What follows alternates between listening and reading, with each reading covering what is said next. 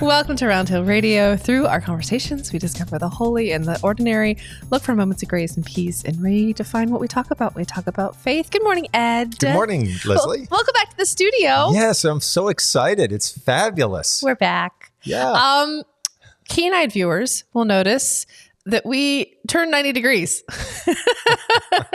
And our backdrop is this sort of ode to our building's window that we created. It's actually been here since we built the place, you know. Yep. And so I thought, let's use it this time because we have completely rearranged the whole space. So if anything goes wacky, it is definitely my fault. But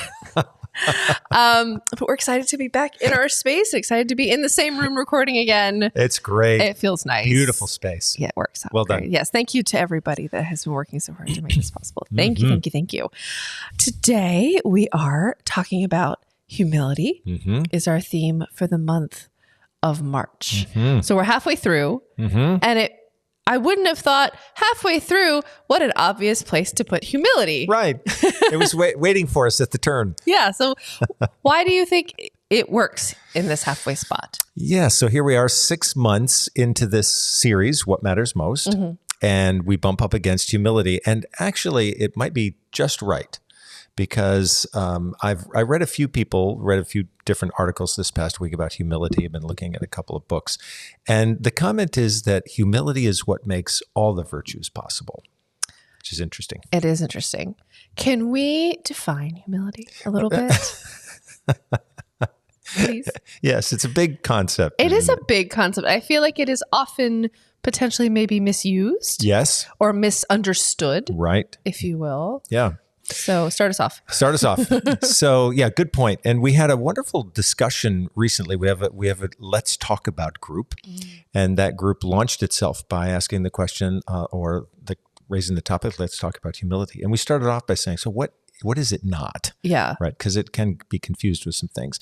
I think we've understood humility too often as a kind of modesty that's probably misplaced. Right. So it's that sense that when you know that you're really actually very good at something, but you say, I'm not really good at that. Yeah. Everybody knows that that's not true. Yeah. This kind of like self-effacing, like putting yourself down, like don't be too big on yourself, remember to stay humble. Right. There's that sort of thing when you're like, when you've worked really hard at something and you put a lot of effort into something, everybody's like, don't actually act like you're good at that thing. Yeah. I mean, what can be gained from this? Yeah. Not a lot. No.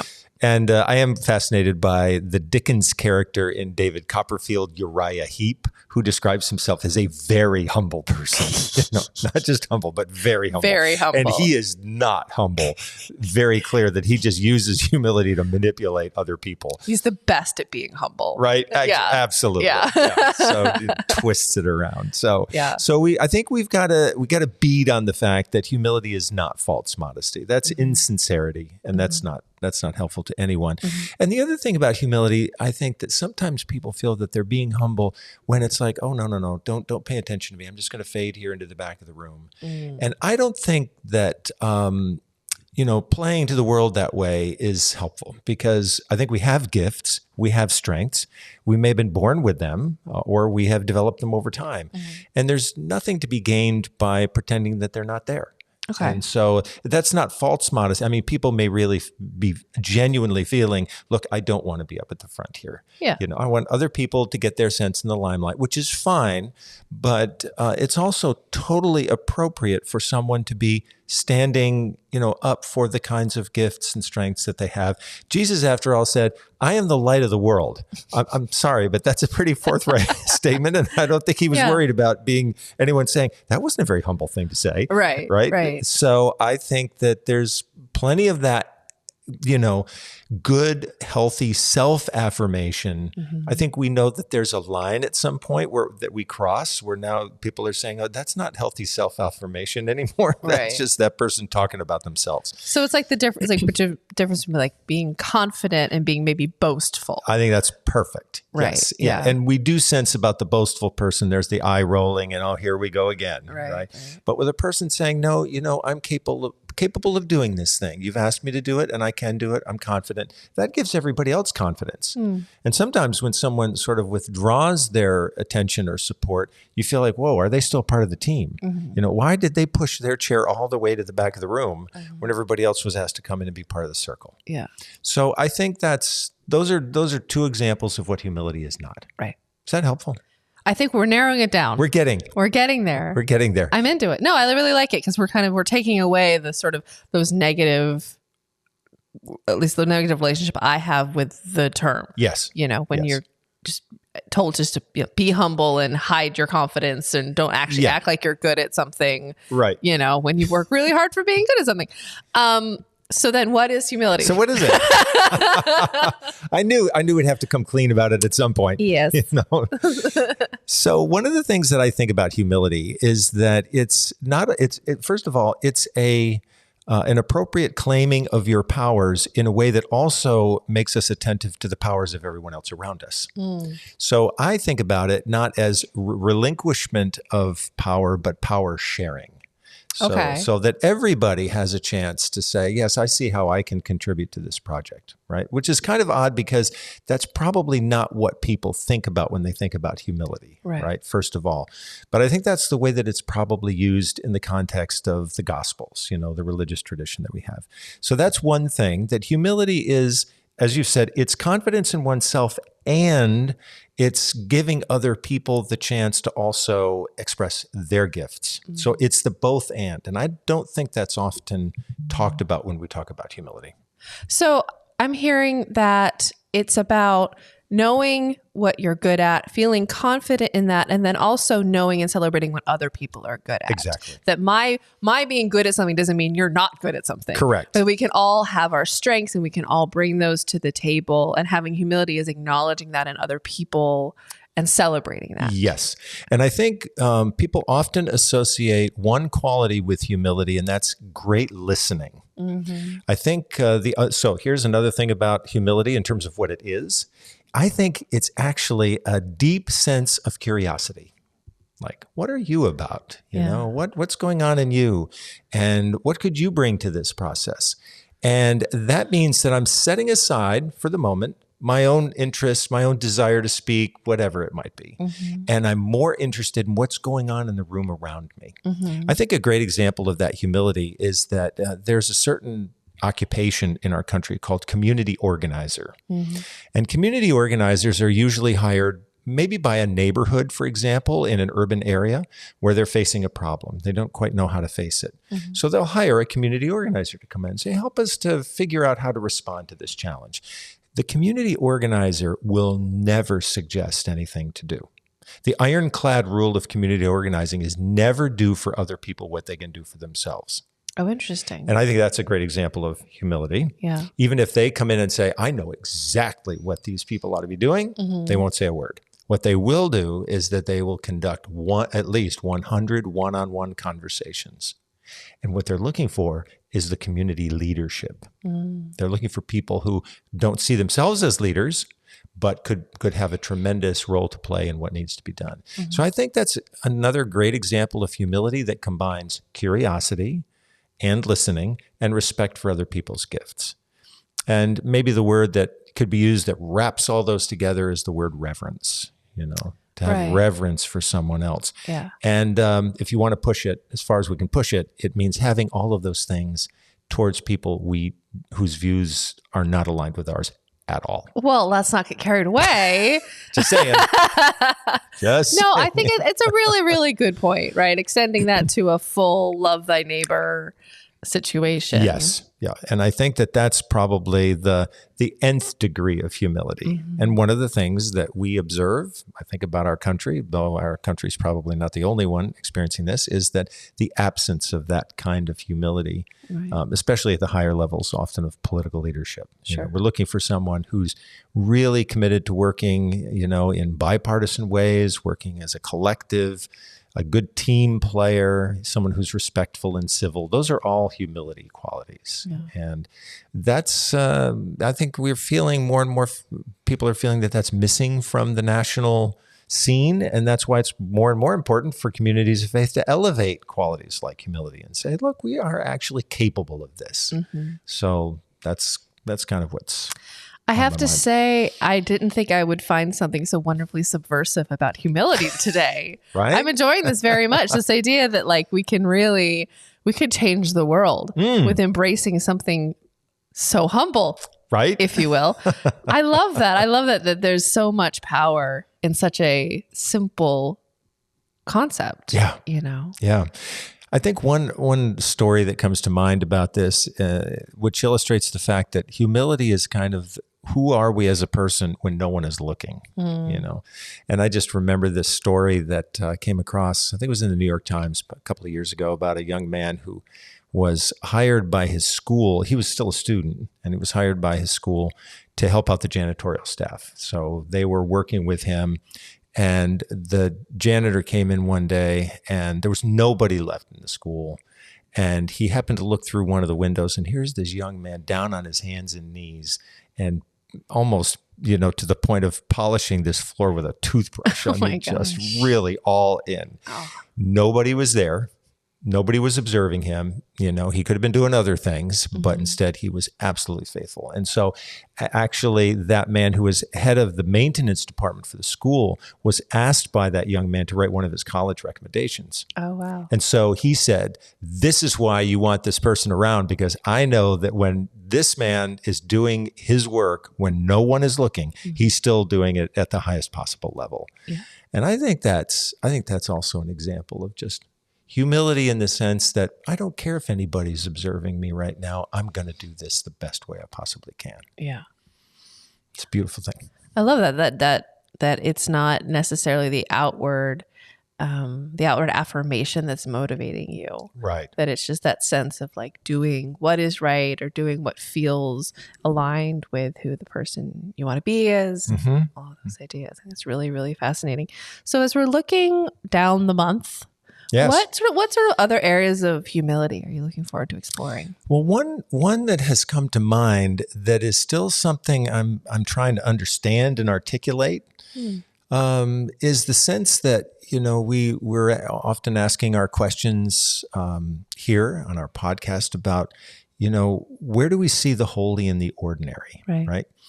And it occurs to me that one of the ways of thinking about humility is that how do I respect my limitations in ways that, create space for the Spirit to move. I think that's a dimension of humility that we might also not be exploring as much. So let's just think about all of the churches across the United States right now that are feeling pretty fragile and vulnerable. And sometimes the first instinct in the leadership of those churches is we've got to work 10 times harder to make this thing work. We need more of everything. Yeah. We need more people, more money, more, you name it. Yeah. What if instead of that, which means that we're putting it all on ourselves, right? It's all up to us. Right. Can't depend on anyone else. Right. Classic American view. Yes. What if instead we said, you know what, we have a very important role to play here, but it's a role. It's not the whole role. And what is the Spirit doing? And how do we actually make sure we keep boundaries so that we don't encroach on what the Spirit is doing? We don't have to do it all. That's never been the message. And, I'm thinking about Jesus who says, I come unto me who are weary and heavy laden, and I'll give you rest, for I'm humble of heart, really means that there's a shared yoke there. There's a shared job or responsibility, but it's shared. I think this is another dimension of humility that's really important and might be missing. And this is where faith comes in, right? That we're not alone, and that the Spirit is constantly moving in our midst. So how do we respect that and actually create a boundary to say, okay, I'm not going to try to do all of this. Amazingly. What? Yeah. So I'm just saying. Yeah. That's such a fascinating idea, because this idea that we were so used to feeling like we have to do more. Right. Right. I mean, do more. Make the list longer, increase the size of the job, whatever it is. And here's something that maybe moving us in a much not only better but healthier direction. Mm-hmm. It's amazing to stop and think for a second. God does not want us to be flattened. What? Right, at the side of the road. Sorry. What? Changed everything I thought. Hated to ruin your whole morning here, but here it is. Newsflash. So many things today. Right? Who knew? Who knew that this was happening? I had a chance once to have a little correspondence with a man named John Taylor, because he had written this amazing book. Mm-hmm. And it was all about, he called it the go-between God. And that was his name for the Spirit. He said, the Spirit's the go-between, kind of connects us to all kinds of things. I just love this book so much. So I found somebody who actually knew him, and he gave me his address, and I wrote him. And he was the sweetest guy, wrote me back several times. And but in one of his letters, I was talking about, and he loved to talk about the importance of waiting in the spiritual life. Don't keep forcing, but wait, see what emerges, And so in one of his letters, I had written to him and said, so what do you think like programming should be in a local church? Like what should we be doing? It's all about, right? Yeah. What else? All that cool stuff we should be providing. Right. He wrote back and he said, if you have one good experience of Christian education in a year, that should be enough. Wow. I never forgot that. Wow. I wonder what the board of trustees would say to that. Right? We had it. It was back in February. Hope you didn't miss it. Yes. Wait till next year. Yep. It's coming around again. Wow. And he said that pretty much across the board in relation to all these different things. He said the problem is we want too many highs. Mm-hmm. We want it to be up there all the time, elevated, and it's got to be that rah culture. Mm-hmm. And that's not how the Spirit works in his view. Can he tell that to our December? I'm still in recovery about that. It was magical. I'm also tired. Yeah, there you go. Still tired. Yeah. Absolutely. Yeah, I'll bring that out. As soon as December's over this year, I'll bring it out. Yeah, perfect. Yeah, there you go. Perfect. But I thought, isn't that a really wonderfully humble attitude? Yeah. Right? That this person who could have said all kinds of things, just said, no, you know what? Do these few things really well. Yeah. Make them really memorable. That was actually the real point of his letter. He said, if something is done really well and it really touches people, they'll remember it. Yeah. Forever. Yeah. And I think that that's a great message to churches today. Just dial that back. It makes me think, did I give you a copy of Danny Meyer's book, Setting the Table? You did. I did. I love that book. It's about hospitality. I highly recommend anyone who does anything with people to read it.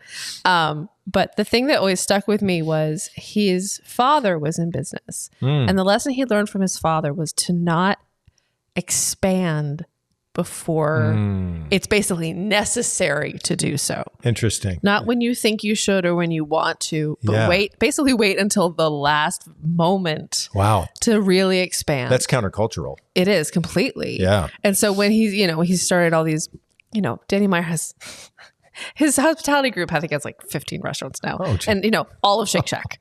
But Shake Shack was a cart in a park for years. And it was lines around, and he just wouldn't expand it. Because to scale something is so difficult. And that's always stuck with me, this idea of like, you don't have to go big, right? You don't have to supersize in the American way just because you have the one thing that's working. Stick with that one thing and make sure it is like bulletproof. That's an amazing example. I love that story. And it really is countercultural. It really is, yeah. I think about, any group of people that wishes more people were around the table, like, gee, it's just us. It is really, I think humility in that case is really stopping to say, we're not at the point where the line is around the corner yet. Can't even imagine that. But what if the gifts and strengths that we need to do the thing we really want to do, they're actually already here already. Yeah. But we're just not seeing each other in that way, right? So one saying I've always really enjoyed, we use it in choir sometimes, is small but mighty. Yes, I like that. Isn't that Isn't that great? Yeah. We are small but mighty. Yeah. Together. It only takes a small little group. Listen, how often in the world, have really small groups made amazing things happen? Absolutely. Right. Just because they were very committed to their cause. Yeah. Whatever that might be. Yeah. So I think it's rich to see how many facets of humility there can be and how we can look at it. I was thinking that actually when we started this series, when you come up on a topic like for the first Sunday, you're talking about love or peace, you think this is great. I mean, there's so much, but wait, I got to say something 4 more Sundays about this. Yeah. What was I thinking, And in this case, it really does force us to keep exploring the topic. And I did know, like a lot of things I noticed when I started rooting around for information about humility, it's like buying the car and then finding out that everybody else owns the same one and the same color. That suddenly there's humility all over the place. And that's good. It's out there in our national conversation. And in fact, there was a really good article recently by David Brooks in the New York Times where he said, pluralism is actually a form of humility. So it's recognizing pluralism at its core is recognizing that there are various authentic ways to apprehend the truth. And if you believe that, that's actually a very humble perspective because you're saying that I can experience truth through many different paths here. It doesn't mean that I'm any less committed to my own particular path. In fact, I may be even more committed after I learn about these other approaches, but I'm respectfully recognizing that there is truth in these approaches. It sounds like one other thing humility is not. It sounds like humility is not certainty. Right. I think that's absolutely right. I feel like it's so tempting, I think, in life to want to find and hold on to things that are certain, things that are black and white, things that are easily understood, things that are, ironclad. And I think that humility is an expression that things are not all within our control. Things are not black and white. There's a lot of gray and there's a lot of, like you said, multiple ways to see the world. I think that's a really interesting. I love that. I think that's a great insight. And, the more I dig into the faith traditions and stories of our particular tradition, the more I see mystery. And I think there's a real attempt, and has been for many, many years, to turn that mystery into certainty and then to force people to believe that certainty. And that, to me, disrupts the whole purpose of the religious journey. You think about the number of times in the Bible that all kinds of literature begins with the word seek. So it's meant to be an exploration. It's meant to be a search. And along the way, there are many surprises, disappointments, failures, dead ends. But all of that becomes part of the journey there. And I think especially here we're discussing March during the season of Lent, and there is often an association made between humility and failure. And I would take that in a positive sense in that failure is necessary for growth. Right? As we see like little ones walking, to use a very specific example. And falling over. All right. And falling over and getting up and falling over. I mean, without the failure of it, it's not going to happen. Can I tell you, she taught, the way that children teach us lessons, she was climbing around the plant beds, which has this really sort of steep thing. And she air quote, fell. She's not going very far. Right. But she sort of toppled. And then low center of gravity. And then she stopped and her hands were in the mulch. And she was like, "Ooh, this is interesting." And basically made a snow, a snow angel, but in the mulch. In the mulch. And she was just like, "Well, I'm going to make the most of this. This is great." It just was handfuls of dirt. What a beautiful failure. It was a beautiful failure. Right? She's like, "Look at this brown stuff. This is awesome."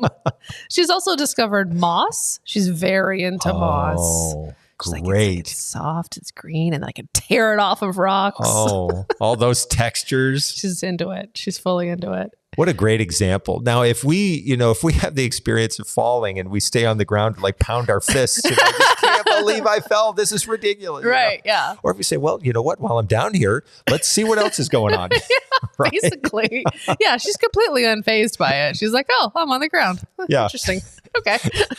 now, of course, the advantage of that low center of gravity does help. Yeah. You know, a lot of us when we fall, it's a much longer fall. It's a longer ways to go. Yeah. Not as great an outcome. I remember as a kid learning to ski and having like a healthy trepidation about it. But then as an adult, like having maybe 10 years, and I was like, when did I get afraid of falling? Because I was terrified in my like mid-20s skiing. And I was like, this is not. Yeah. This is a totally different experience. Don't need to hang around when I was like 12. Yes, exactly. It's completely different.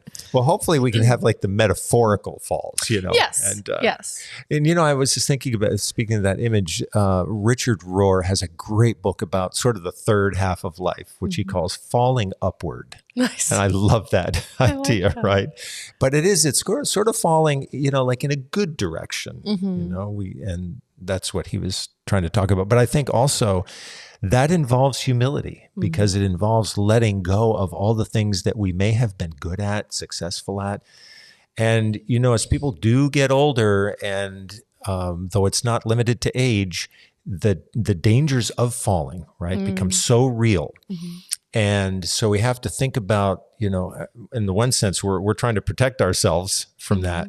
But there is another sense in which in that time period, also learning to lean on other people, learning to, you know, embrace our vulnerability, not being so worried about having the answers or, you know, appearing fragile. That's a whole different kind of grace. Yeah. And it can be hard to come by. And it takes, like any kind of growth, it takes a long time to move into that.